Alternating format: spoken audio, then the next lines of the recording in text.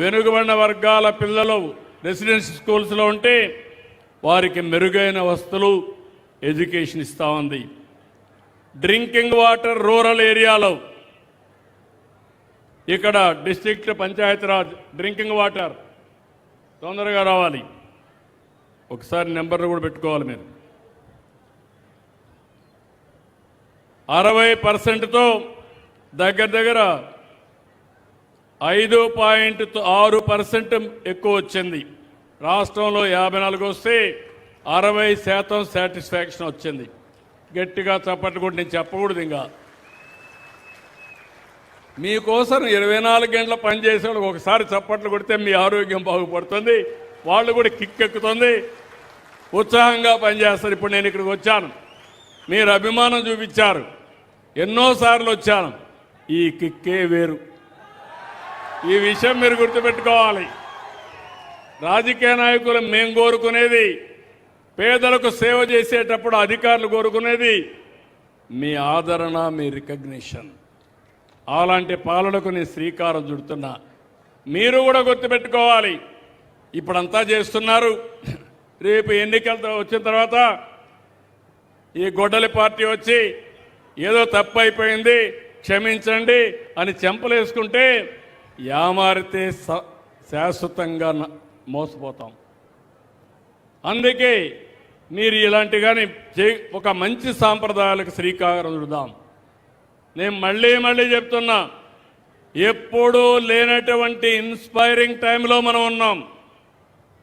పెద్ద అవకాశాలు ఉండే అవకాశం ఉంది. ఆకాశమే హద్దుగా అభివృద్ధి చేసుకునే అవకాశాలు ఉన్నాయి. కానీ మీ సహకారం లేకపోతే నేను చేయలేను. ఆ విషయం మీరు గుర్తుపెట్టుకోవాలి. గుర్రాన్ని తొట్టి దగ్గర తీసుకుపోయి నీళ్లు తాగిస్తాం, కానీ అది తాకపోతే చేయలేము. ఆ విషయంలో మీకు అందరికీ ఒక అవగాహన ఉండాలి. అదే మరిగా ట్రైబల్ వెల్ఫేర్ ఆశ్రమం స్కూల్స్ అండ్ హాస్టల్స్ 71.50%తో రాష్ట్రం కంటే 4.7% మెజార్టీ వచ్చింది. గట్టిగా అభినందించండి. పైకెక్కండి. Thank you. అదే మరి సోషల్ వెల్ఫేర్ రెసిడెన్షియల్ స్కూల్స్ 70%, ఇవిడ కూడా 2.3% ఎక్కువ వచ్చింది. 3.5% ఎక్కువ వచ్చింది. గట్టిగా చప్పట్లు కూడా చెప్పండి. బీసీ వెల్ఫేర్ హాస్టల్స్, అక్కడ రెసిడెన్షియల్, ఇవి హాస్టల్స్.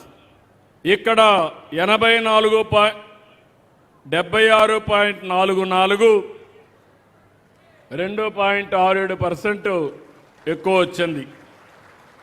Thank you.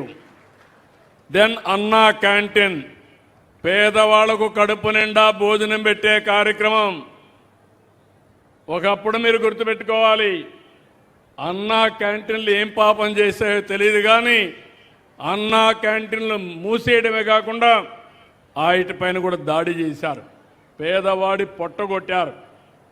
ఈరోజు మళ్ళీ దర్జాగా అన్నా క్యాంటీన్లు పెట్టాం. అనునిత్యం పర్యవేక్షిస్తున్నా. పేదవాడికి కడుపు నిండా తిండి పెట్టడం నా ఆలోచన. తప్పకుండా ఇది నిలబెట్టుకుంటామని మరొకసారి మీకు హామీ ఇస్తున్నా.